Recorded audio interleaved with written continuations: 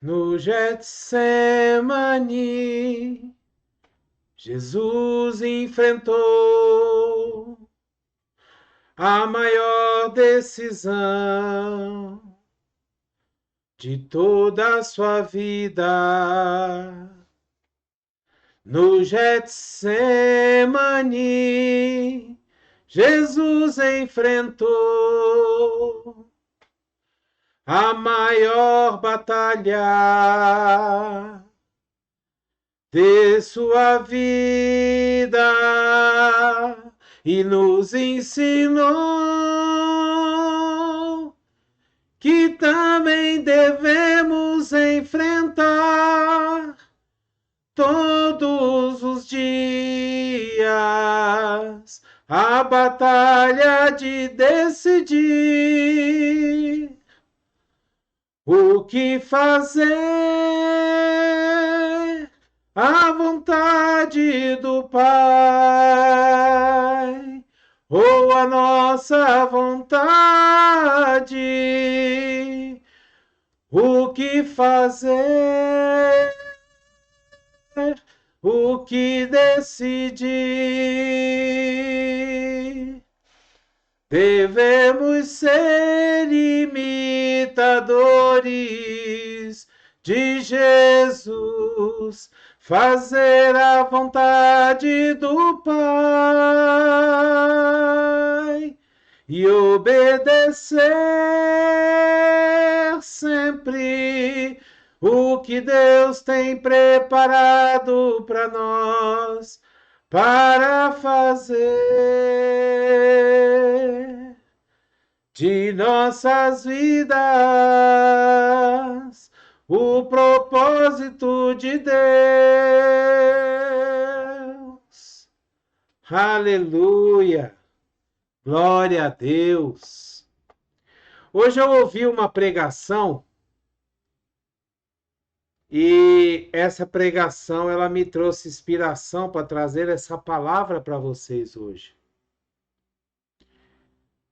Sabe, quando nós vemos a luta de Jesus lá no jardim do Getsemane, depois da ceia que ele tem com seus discípulos, quando nós vemos a batalha dele, a batalha mental, a batalha espiritual, a batalha em sua alma, a batalha que ele tem com a sua vontade, o seu desejo, a sua preocupação diante de um problema, diante de uma decisão, e a vontade do Pai, o propósito de Deus, aquilo que Deus tinha planejado para ele e o motivo pelo qual ele veio para esse mundo, nós entendemos que na nossa vida nós passamos constantemente, o tempo todo, também por batalhas. Nessa batalha, nós somos abandonados pelas pessoas que mais estão próximas de nós. Nós somos abandonados por aqueles que nos dão tapinha nas costas e dizem: não, eu nunca vou te deixar. Pode acontecer o que for que eu vou estar com você. Nós enfrentamos essas batalhas todos os dias. Todos os dias. E a pregação que eu ouvi hoje, ela dizia justamente isso. Que nós temos o nosso Getsemane praticamente todos os dias. E nós precisamos olhar para Jesus. É lógico, guardadas as devidas proporções, né? Porque a decisão de Jesus era uma decisão muito maior e muito mais importante do que as decisões que nós temos que tomar para as nossas vidas, porque Jesus ali estava decidindo o destino, estava decidindo o futuro de toda a humanidade. Porque Jesus ali, se nós formos analisar a palavra de Deus, Jesus tinha a escolha de não passar pela cruz. Jesus tinha a escolha de não ser preso. Jesus tinha a escolha de não passar pelo sofrimento, pelo martírio que ele passou.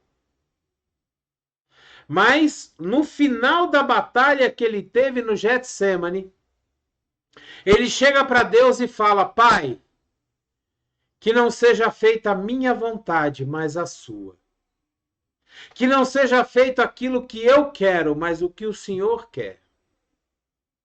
E é interessante quando nós analisamos o texto que fala sobre a batalha de Jesus no Getsêmani, sobre a oração de Jesus naquele jardim, nós vemos que o maior medo de Jesus, o maior dilema de Jesus, o maior problema que Jesus estava enfrentando ali, era saber que ao receber sobre ele os nossos pecados, ao receber sobre ele o castigo que deveria ser nosso, ele teria que obrigatoriamente se afastar de Deus. Deus iria se afastar dele pela primeira e única vez durante toda a sua existência, divina ou humana. Deus iria se afastar de Jesus, porque Deus não compactua com o pecado. Naquele instante, naquele momento na cruz, aonde Jesus recebe sobre ele todos os nossos pecados, o castigo sobre todos os nossos erros, o preço que ele estava pagando por cada um de nós, Deus se afasta dele. E ele olha para os céus e fala: Deus meu, por que me abandonaste? Deus não podia ficar compactuando com Jesus ali com o pecado. Deus não fica num lugar onde existe pecado. Mas vamos ler o trecho da palavra de Deus em Mateus, no capítulo 26, versículos 36 a 46, onde narra para nós justamente o que aconteceu no Getsêmani. E eu quero trazer para a nossa vida. Eu quero trazer para o nosso dia a dia. Eu quero trazer para o nosso entendimento. E para que a gente possa olhar e ver como que Jesus agiu nessa situação, tendo que optar em fazer a sua própria vontade ou fazer a vontade de Deus. Olha só que interessante. A palavra de Deus, ela nos diz assim: então Jesus foi com seus discípulos para um lugar chamado Getsêmani e lhes disse: sentem-se aqui enquanto vou ali orar. Levando consigo, veja bem, Jesus sai da ceia do Senhor com 11 discípulos, porque Judas já tinha saído antes para cumprir aquilo que ele teria que fazer, que era trair Jesus e entregar Jesus. Então Jesus sai da ceia do Senhor com 11 discípulos.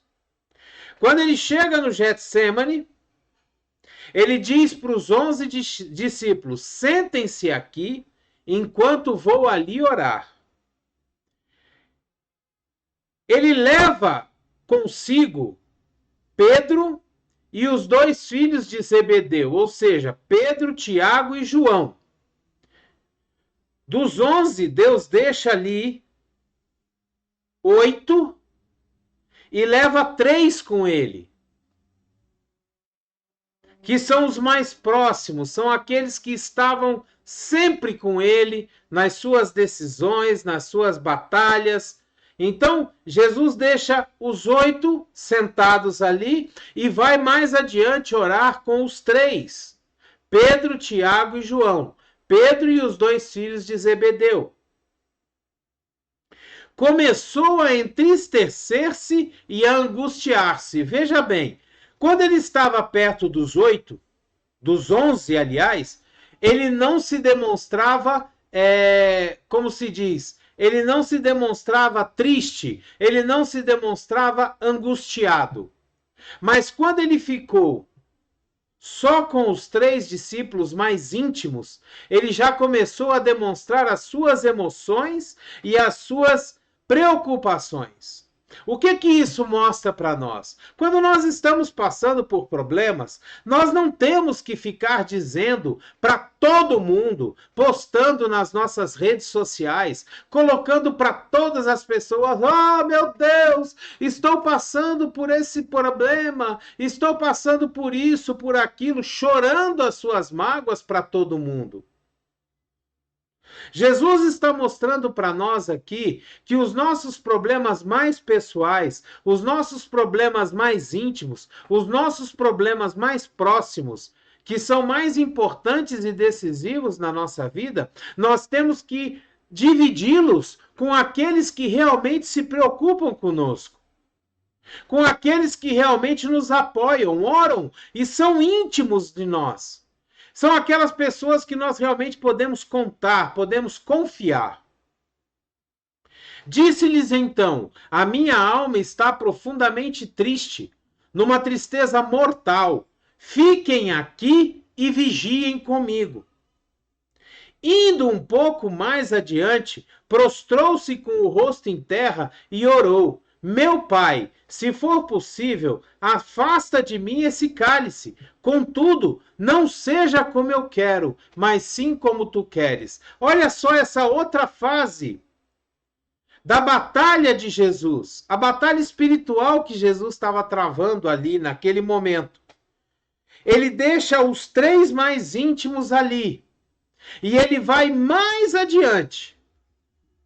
E quando ele vai mais adiante, ele tem a batalha real. Ele se coloca, ele se prostra, ele demonstra a sua fraqueza. Ele chega diante de Deus e fala: Deus, eu não quero passar por isso. Eu não quero passar por esse problema. Se for possível, Pai, afasta de mim esse cálice. Eu não quero passar por isso. Jesus não demonstra a sua fraqueza. Ele não se expõe totalmente, nem diante dos 3 mais íntimos. Ele trava uma batalha solitária. Ele, com ele mesmo, com as forças que estão contra ele e com Deus. E ele fala: Deus, se for possível, afasta de mim esse cálice. É quando a palavra de Deus nos diz que quando nós estamos com algum problema, quando nós estamos querendo alguma coisa de Deus, o que é que nós devemos fazer? Nós devemos nos trancar no nosso quarto. Nós devemos nos colocar no secreto, orando a Deus que está em secreto, porque o Deus que vem em secreto nos responderá. É o que Jesus faz aqui. Ele deixa os 8 primeiros, vem mais adiante, conversando e dizendo para os 3 mais íntimos o que ele está passando, pede ajuda para os 3 mais íntimos em oração, quando ele fala: vigiem comigo. Vigiem comigo, isso quer dizer, ore comigo, jejue comigo. E ele vai mais adiante para o seu secreto, aonde ele vai travar a batalha verdadeiramente. Quando nós estamos passando por nossos problemas, é essa atitude que nós temos que ter. Nós temos que deixar a grande maioria dos nossos amigos de lado, pegar aqueles que verdadeiramente se importam conosco e pedir ajuda a eles em oração. Olha, eu estou passando por alguns problemas e preciso da ajuda de vocês. Agora, a batalha mesmo, a nossa fraqueza, aquilo que nós estamos passando, nós vamos demonstrar no nosso secreto, para o Pai que vê tudo em secreto. E ele continua, a palavra de Deus continua aqui, indo um pouco, depois voltou aos seus discípulos e os encontrou dormindo. E aí ele fala: poxa vida, vocês não puderam vigiar comigo nem por 1 hora?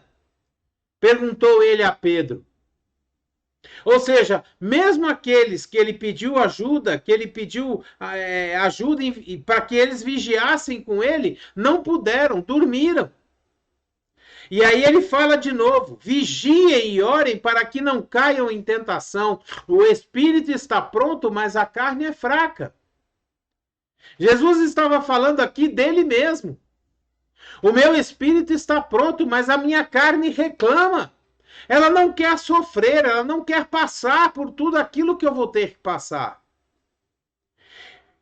E retirou-se outra vez para orar. Ele continua a sua batalha no seu secreto. E ele diz novamente: meu Pai, se não for possível afastar de mim esse cálice sem que eu o beba, faça-se a sua vontade. Quando voltou de novo, os encontrou dormindo, porque seus olhos estavam pesados. Então os deixou novamente. Veja bem, Jesus não pede mais ajuda a eles. Vocês não podem me ajudar? Então tá bom, esquece. Os deixou novamente e orou pela terceira vez, dizendo as mesmas palavras. Depois voltou aos discípulos e lhes disse: vocês ainda dormem e descansam? Chegou a hora. Eis que o Filho do Homem está sendo entregue nas mãos de pecadores. Levante-se e vamos. Aí vem aquele que me trai. Jesus já volta na terceira vez, com a sua decisão tomada. E depois que ele toma a sua decisão, ele não volta mais pedindo ajuda. Ele não volta mais pedindo para que os discípulos vigiem com ele. Ele não volta mais dizendo: olha, eu preciso de ajuda, eu preciso de oração, eu preciso de jejum. Não. Jesus agora ele volta altivo, ele volta por cima, ele volta superior e senhor de que ele tomou a decisão correta e de que ele iria enfrentar tudo aquilo que o Pai tivesse para ele, porque a vontade do Pai se cumpriria. Jesus já volta determinado com a decisão tomada, sem se preocupar com aquilo que ele verdadeiramente teria que fazer, porque ele já estava com a decisão tomada. Então ele já não tinha mais medo. É aqui que a palavra de Deus diz que ninguém tirou a vida de Jesus, ninguém matou Jesus, ele mesmo se entregou. Ele decidiu se entregar. É o que nós vemos quando as pessoas chegam para prender Jesus. Pedro pega da espada e corta a orelha do servo chamado Malcom. E Jesus vira para ele e fala: Pedro, guarde a espada. Depois Jesus fala: se eu quisesse, eu pediria ao Pai que mandasse miríades de anjos para me tirar daqui, e o Pai mandaria. Jesus demonstra que ele tinha condições de não passar por aquilo. Mas ele mesmo tomou por si mesmo a decisão de falar: vai se cumprir a vontade de Deus. E aqui nós aprendemos uma lição poderosa para a nossa vida, para o nosso dia a dia, quando nós estamos passando por problemas. Sabe, a forma como nós encaramos os problemas, a forma como nós nos colocamos diante de Deus, para orar a Deus: Senhor, eu estou passando por esse problema, eu estou passando por essa escassez, eu estou passando pela falta de emprego, eu estou passando pelos vícios, os problemas na minha família, no meu casamento. Senhor, olha aqui, olha o problema está aqui. E nós temos que chegar para Deus e falar: Senhor, que não seja feita a minha vontade. Porque muitas vezes a nossa vontade é chutar o pau da barraca, é mandar tudo para aquele lugar, sabe, abandonar todas as coisas e falar: esse problema não tem nada a ver comigo. Muitas vezes essa é a nossa vontade, muitas vezes é isso que nós queremos fazer. Sabe, muitas vezes nós estamos passando por um problema familiar, problema conjugal, problema com os filhos, e a gente vê e chega à conclusão de que nós não temos nada a ver com aquele problema. E a nossa vontade é largar tudo, é deixar tudo para lá, é dizer: olha, chega, eu não quero mais estar aqui, eu não quero mais passar por isso. Mas nós devemos fazer exatamente como Jesus fez: chegar diante de Deus e falar: Senhor, que seja feita a tua vontade e não a minha. Usa a mim. Senhor, se o Senhor quer me usar para resolver essas questões, usa-me a mim. Faça cumprir a tua vontade na minha vida. Então Jesus nos dá uma lição quando nós olhamos para o Getsêmani, quando nós olhamos para essa batalha espiritual de Jesus. Jesus nos dá uma lição de como nós devemos nos portar diante dos nossos problemas.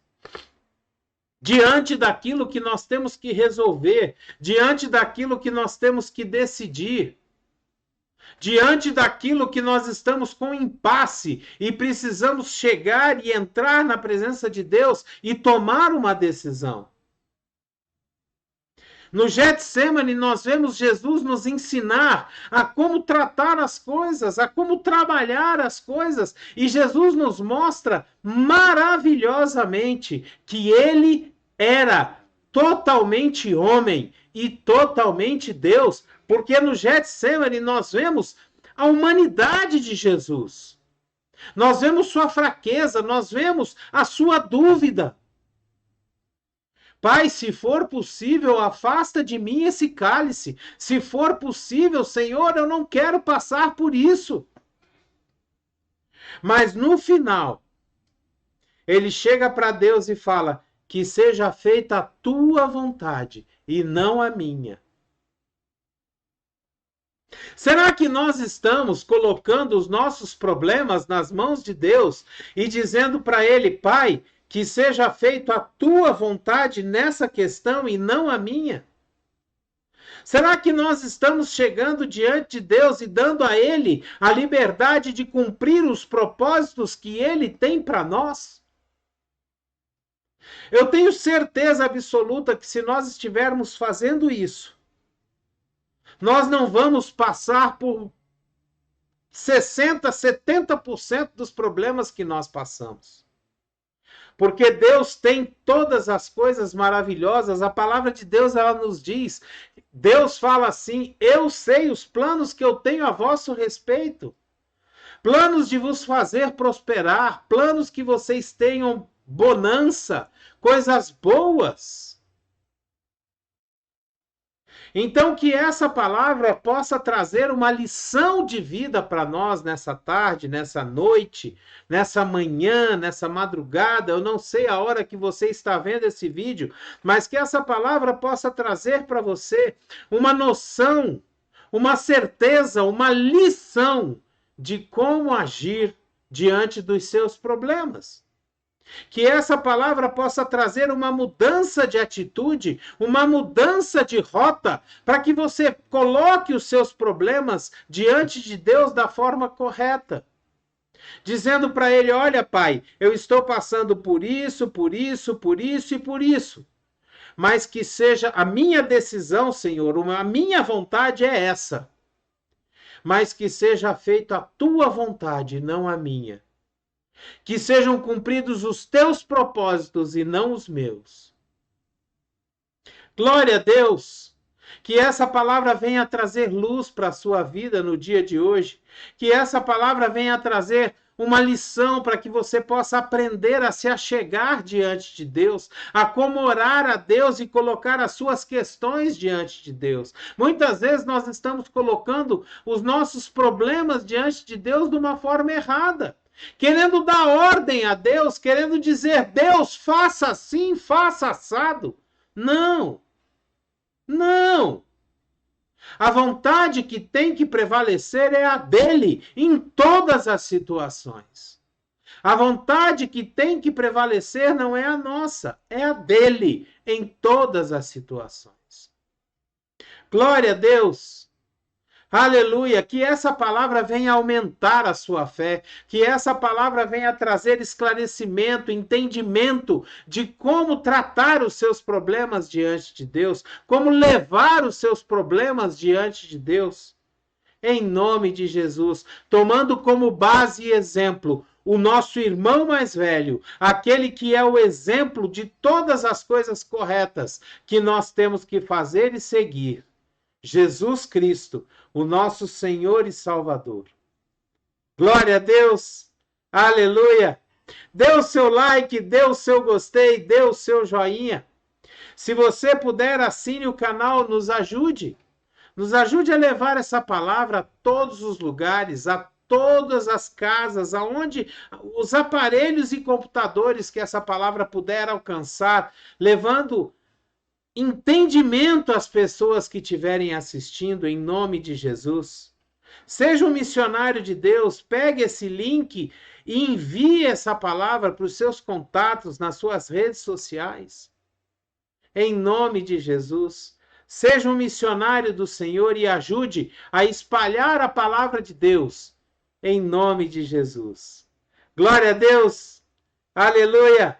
Que a graça e a paz do nosso Senhor Jesus Cristo, o grandioso e infinito amor do Pai, a comunhão e as doces consolações do Espírito Santo estejam sobre a sua vida, sua casa, sua família, por onde quer que você vá, que você seja uma bênção, que o Espírito Santo esteja sobre você, dentro de você, te enchendo de glória, de unção, para que você faça a diferença aonde quer que você vá, em nome de Jesus.